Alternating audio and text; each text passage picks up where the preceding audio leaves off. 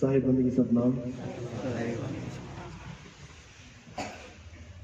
तो सत्संग शुरू करने से पहले परमात्मा के नाम पे जयकारा लगाएंगे। बोलिए परम पिता परमात्मा की, सतगुरु बंदी छोड़ कबीर साहिब की, सभी संतों की, सभी हंसों की, सत्संग कराने वालों की, उनके माता पिता की, उनके बाल गोपाल की, सकल हंस को बंदगी साहिब की सत्संग। तो परमात्मा की दया है, आज जयपुर शहर में मालिक के मूल ज्ञान का प्रचार हो रहा है।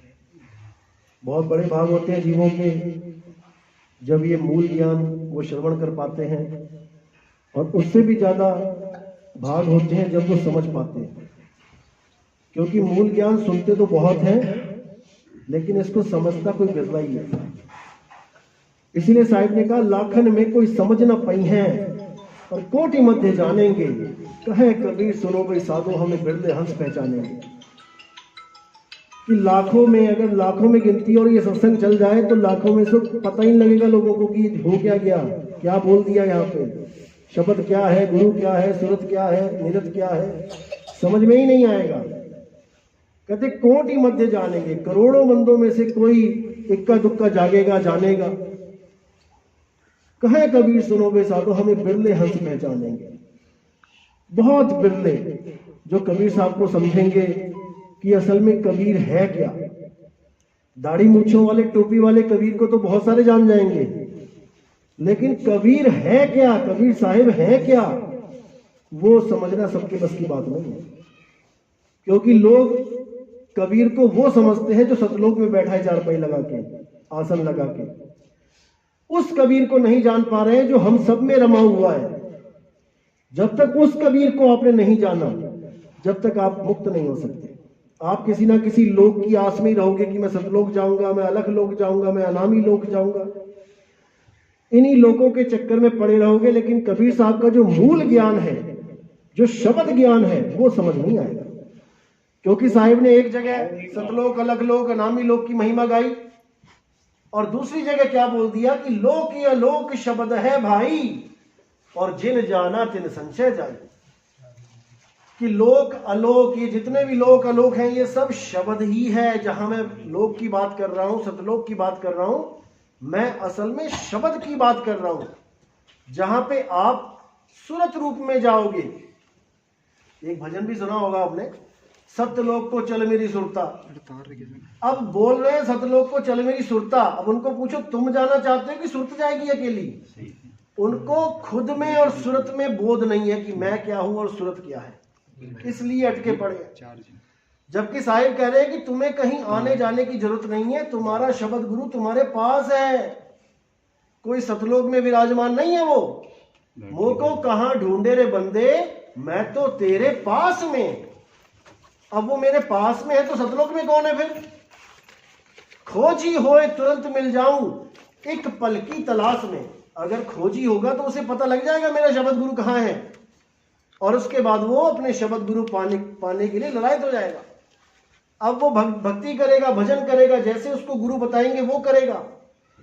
ना कि वही सांस में रहेगा कि मैं शरीर छोड़ने के बाद किसी सतलोक में जाऊंगा, वहां दूध की नदियां होंगी, सोने की सड़कें होंगी, वहां पर मकान दुकान होंगे, हेलीकॉप्टर हवाई जहाज होंगे। भाई वो सब तो यहां भी हैं। सोने की सड़कें यहां बना लो तुम, क्या दिक्कत है? तो इसी भ्रम में सब जग भूला कि सतलोक कोई और चीज है, कहीं और जाना है, जबकि नहीं। सतलोक आपके पास है, बस आपकी सूरत इस तीन लोक में भटक रही है, इसलिए सतलोक दूर है। इस तीन लोक से निकली, अपने मूल में गई, सतलोक आपके पास है। साहिब का घर दूर है, और जैसे पेड़ खजूर, कितना ऊंचा होता है खजूर का पेड़।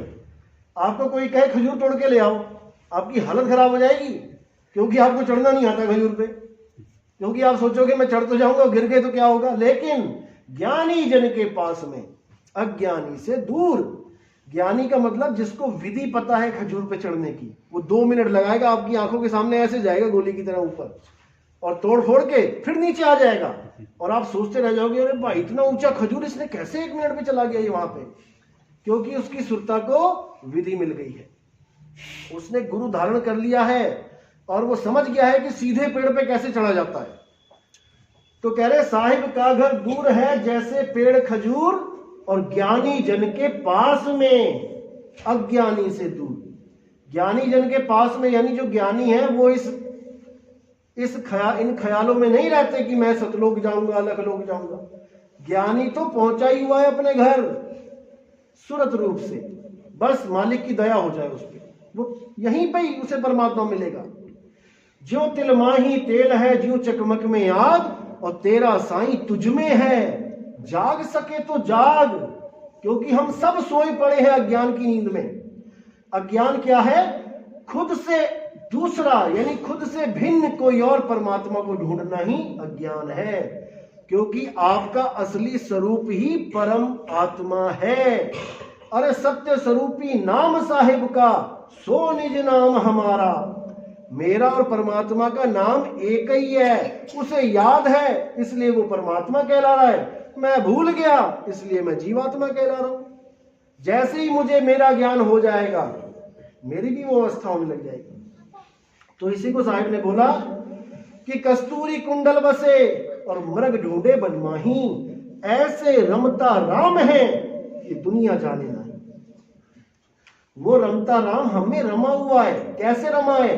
कक्का केवल नाम है और बब्बा ब्रह्म शरीर, रारा सब में रम रहा और वाको नाम कबीर। अरे कबीर कबीर क्या करे, तू खोज अपन शरीर, दसों इंद्रियां बस में कर, तू आप ही आप कबीर। तो साहिब ने बिल्कुल क्लियर कर दिया कि किसी सतलोक के चक्कर में मत पड़ जाना कि सतलोक जाऊंगा। अरे सतलोक भी खट्टा पड़ जाएगा, फिर कहोगे मैं अलग लोक जाऊंगा, वो भी फीका पड़ जाएगा, फिर कहोगे मैं अनामी लोक जाऊंगा। इन्हीं लोकों में उलझे रह जाओगे। यही काल का जाल है, यही काल का जाल है कि तुम्हें स्थिर नहीं होने दे रहा है। तुम्हें चलायमान कर रखा उसने, यहां से वहां चला जा, वहां से यहां। जहां पर भी तुम जा रहे हो और आ रहे हो वो एक समय सीमा के अंतर्गत है। यानी तुम एक पॉइंट से दूसरे पॉइंट तक जाते हो तो बीच में जो गैप है वो सीमा, वो समय सीमा है, वो काल के अधीन है। और जो परमात्मा है वो काल से परे है, वहां समय नाम की कोई चीज नहीं है। इसीलिए बोला बाबा ने आगे, निरपहो निर्वैर अकाल मूरत, वो कालों से परे है। क्योंकि सतलोक अलख लोक अनामी लोक ये भी बनाए गए हैं। एक दिन ऐसा था जब अनामी लोक बनाए गए तो उसकी उल्टी गिनती शुरू हो गई, क्योंकि जो चीज बनी है वो बिगड़ेगी। अब ऐसी कौन सी चीज है जो ना तो कभी बनी ना बिगड़ेगी? वो है हमारा आत्म स्वरूप। हे अर्जुन, आत्मा अजन्मा है। आत्मा ना तो कभी किसी काल में पैदा होता है, ना ही कभी इसकी मृत्यु होती है। जो आत्मा को मरा हुआ या किसी के द्वारा मारे जाने वाला जानता है वो दोनों ही अज्ञानी है। आत्मा ना तो कभी किसी को मारता है ना स्वयं मारा जाता है। ये जितने राजा महाराजा खड़े हैं, ऐसा कोई समय नहीं था जब ये नहीं थे, और ऐसा कोई समय नहीं आएगा जब ये नहीं होंगे।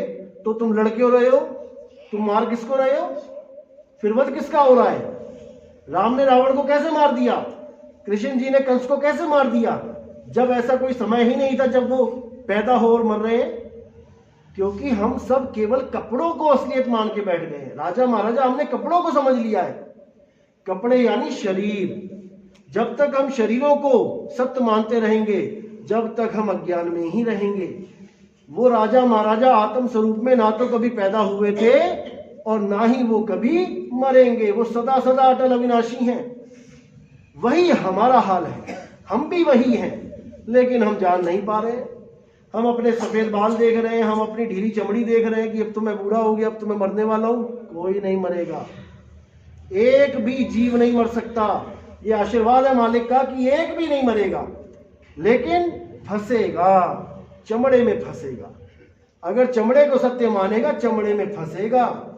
इसीलिए साहिब ने देही को गुरु बोलने वालों का खंडन कर दिया है। जो चमड़े को गुरु मान के बैठे हैं वो सब चमड़े में ही आएंगे। और देही को सतगुरु कहे, यह है धुंधर ज्ञान और 4 दाग आवे नहीं, वह को सतगुरु जान। जब तक उस 4 दाग में जो चीज नहीं आती है, जब तक उसको नहीं जानते, जब तक तुम्हारी मुक्ति तो नहीं होने वाली। तो इसी को साहिब ने बार बार समझाया, देही को सतगुरु कहे सो नर कहिए अंध, और रहे दुखी संसार में आगे जम के धंध। तो इसलिए ना तो हम शरीर हैं और ना ही हमारा गुरु शरीर है। हम भी विदेही हैं, किस रूप में है अभी? सुरत रूप में। सुरत भी विदेही है, वो कोई देह में नहीं है कि उसका कोई आकार है, रंग रूप है। और हमारा गुरु वो शब्द रूप में है। शब्द गुरु सुरत धुन चेला, और मिले परस्पर भया अकेला। और ना कोई गुरु ना कोई चेला, तो उड़ जा हंस अकेला। अपने स्वरूप को प्राप्त आपने अकेले करना है, किसी आस में नहीं रहना कि मेरा गुरु मेरी हेल्प करेगा। आपका गुरु आपको दाव बताएगा, आपको विधि बताएगा, करना आपने ही है। इसीलिए बोला गुरु गुरु में भेद है, गुरु गुरु में भाव, सोई गुरु नित बंदिए, जो शब्द बतावे दाव। जब वो शब्द का दाव मिल गया, अब आपकी जब काल से मुठभेड़ होगी, अब आप हरा दोगे उसको। अगर शब्द नहीं है तो याद रखना हार जाओगे। इसीलिए साहिब ने बोला, सार शब्द आए जही विधि हाथा, तही विधि काल नवावे माथा। वहां पर काल झुक जाएगा, क्योंकि तुम्हें विचलित नहीं कर सकता, तुम्हें डरा नहीं सकता, तुम्हें हरा नहीं सकता, क्योंकि शब्द गुरु तुम्हारे पास है, वो सतनाम तुम्हारे पास है। सत्य नाम जो पाए वीरा, और संग रहूं मैं दास कबीरा। और यहां पे सतनाम क्या बताया जा रहा है? ओम सोहम सतनाम है, अकेला सोहम सतनाम है, या सतनाम जाप सतनाम है? भाई वो जाप नहीं है, वो अखंड नाम है, जिसको हम सतनाम कहते हैं, जिसकी महिमा सब संतों ने गाई है। उसी सतनाम को जानना है। सत्य नाम है सार, बूझो संत विवेक करी, उतरो भव जल पार, सतगुरु का उपदेश यही। सत्य नाम ही सार है। कोई इस गलत फहमी में ना रहे कि सतनाम अलग है, ओम सोहम है, और सार शब्द अलग है, सार नाम अलग है। कबीर सागर की पहली लाइन है ये, अगर इस पे विवेक लगा लो तो सारी कहानी सुलझ जाएगी। सत्य नाम है सार, बूझो, बूझो यानी पहली बूझो, जैसे बूझो, लगाओ दिमाग। सत्य नाम है सार, बूझो संत विवेक करी, उतरो भवजल पार, सतगुरु का उपदेश यही। भवजल पार आपको सतनाम ही करवा सकता है, नहीं तो आप देह के चक्कर में पड़े रहोगे। इसलिए साहिब ने बार बार यही समझाया है कि भाई वो शब्द तुम्हारे पास है, वो ले और दिया नहीं जा सकता। कि कोई कहे कि मैं शब्द लेके आ गया किसी गुरु से, अरे तुम खुद शब्द हो, साहिब खुद शब्द है। हम है शब्द शब्द हम माही, और शब्द से भिन्न और कछु नाही। शब्द न बिन से देही, कहे कबीर हम शब्द स नहीं। कि मैं ही वो शब्द हूं, मैं ही सार शब्द हूं। मुझे और सार शब्द को अलग समझने वाले ये 184 में जाते रहेंगे, क्योंकि शब्द हमारा तू शब्द का, और सुन मत जा सरक, जो चाहे निज रूप को शब्द ही ले परख। जो तुम्हारा असली स्वरूप है वही सार शब्द है, कोई लेने देने की चीज नहीं है वो। तुम्हें तुम्हारा ही स्वरूप लखा देना मूल ज्ञान है। क्या है तुम्हारा मूल? तुम्हारा मूल है आत्म तत्व। उसको छोड़ के क्या बन गया ये पेड़? ये डाली बन गई, पत्ती बन गई, तना बन गया, सब कुछ बन गया। मूल क्या है? आत्म तत्व। इसी को समझना है। इसीलिए गीता में उल्टे पेड़ का जिक्र किया गया कि जो इस तल रूपी वृक्ष को उल्टा करके समझा दे, यानी कि ए से लेके जेड तक जो गया है उसको जेड से ए पे पहुंचा दे। कहां से उत्पत्ति हुई है इसको उल्टा कर दे, सूरत को उल्टा दे, वही सतगुरु है। इसीलिए बोला अरे उलट समानी आप में, बीज में से निकला तना, तने से निकली टहनियां, टहनी से निकली डालियां, डाली से निकल गए पत्ते फूल, अब इसको ही उल्टा दो। तो कहते हैं उलट समानी आप में, प्रगटी ज्योति अनंत, साहिब सेवक एक संग, खेले सदा बसंत। फिर बिछोड़ा नहीं होगा, फिर आप सदा एक रस रहोगे। अब आपके मन के ऊपर प्रभाव भी नहीं पड़ेंगे। कोई कुछ बोलता है, क्या कहता है क्या नहीं कहता है, उससे आप न्यारे हो जाओगे। 52 अक्षरों को आप समझ जाओगे कि 52 अक्षर क्या है। हमें उलझाने वाले भी 52 अक्षर हैं, हमें फंसाने वाले भी 52 अक्षर हैं। लेकिन ये सत्संग भी 52 अक्षरों से दिया जा रहा है, लेकिन इस सत्संग के माध्यम यानी 52 अक्षरों के माध्यम से ही 52 अक्षरों का खंडन कर देंगे, फंसाएंगे नहीं 52 में। जैसे टीचर जब क्लास में जाता है, बच्चे बहुत शोर कर रहे हैं, क्या कर रहे हैं? वो 52 अक्षरी तो हैं। जो हम कह रहे हैं क्यों शोर कर रहे हो, शोर इज इक्वल टू 52 अक्षर, बातें कर रहे हो आपस में। अब आप भी एक 52 अक्षर छोड़ोगे वहां क्लास में और शांति हो जाएगी। क्या बोलना है? कीप क्वाइट, शांत रहो। तुमने भी 52 बोला, अब इन 52 से वो 52 कट गए। अब ये 52 जो आपने बोले, अब इसको समझ लेना है कि क्या है। आपने इशारा किया, संकेत किया बच्चों को, क्या होने के लिए?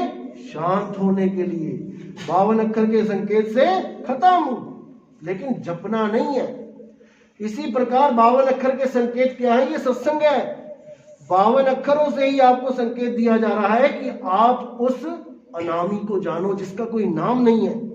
आप उस निअक्षर को जानो जो किसी अक्षर में नहीं आता। आप उस नितत्व को जानो जो किसी तत्व में नहीं आता। तब समझो कि अब आप 52 से न्यारे हो जाओगे। अब आपको कोई पकड़ने वाला नहीं है। इसीलिए साहब ने 52 का पूरा जोरदार खंडन किया। कहते हैं जो नर पड़े 52 के फेरा और सो न जानो काल के चेहरा।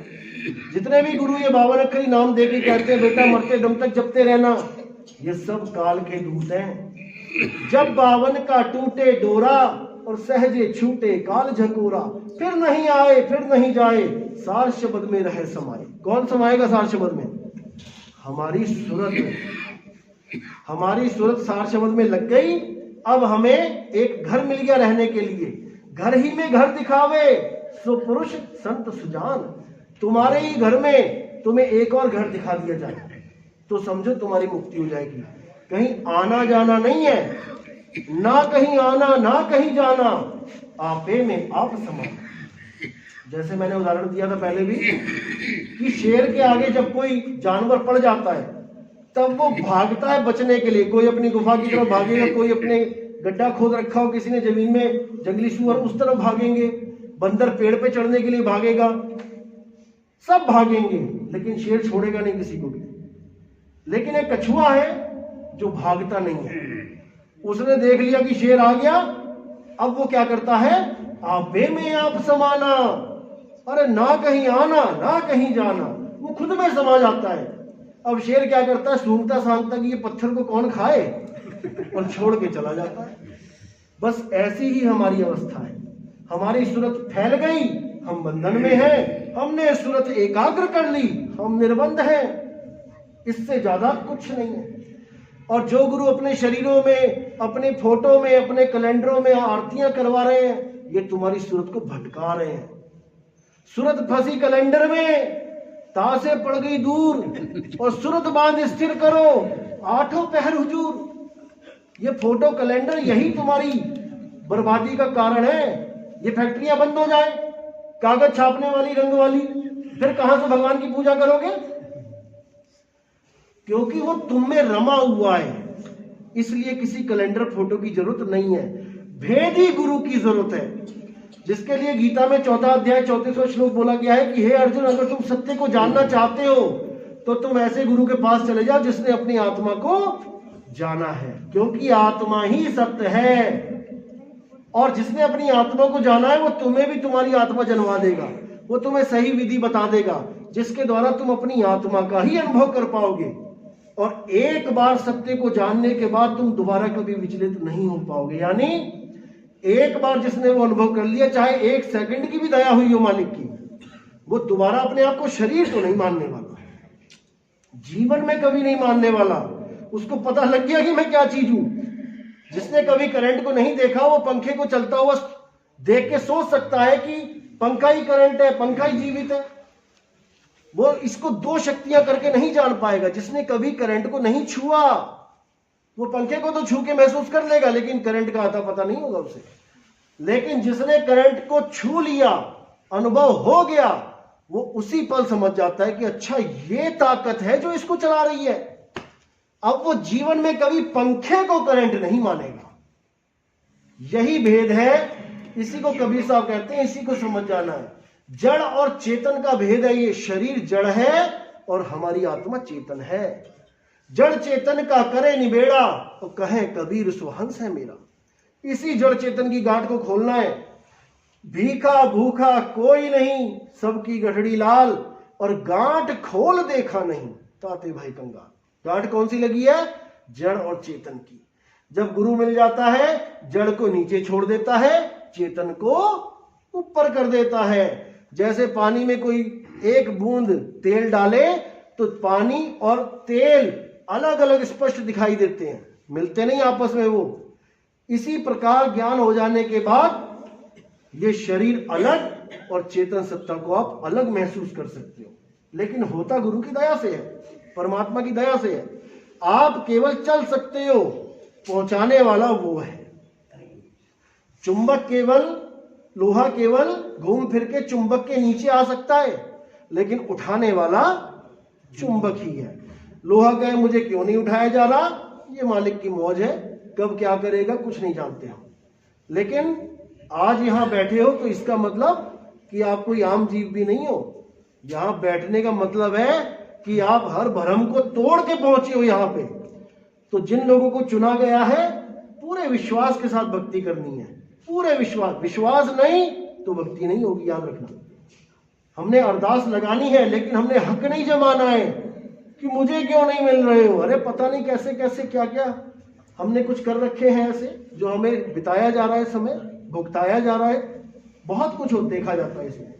तो मालिक ऐसा नहीं है कि आपसे कोई दुश्मनी है उनकी, सबको चाहते हैं वो, लेकिन तुम्हें ऐसा साफ कर देंगे पहले ताकि तुम उस अवस्था को प्राप्त करने लायक बन सको।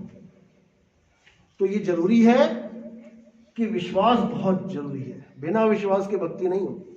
चलो, तो यहीं पे वाणी पे विराम देता हूं। और प्रथम दीक्षा वाले कौन है वो हाथ खड़ा कर दे, जो पहली दीक्षा लेने आए हैं। आप कहां से आए हो?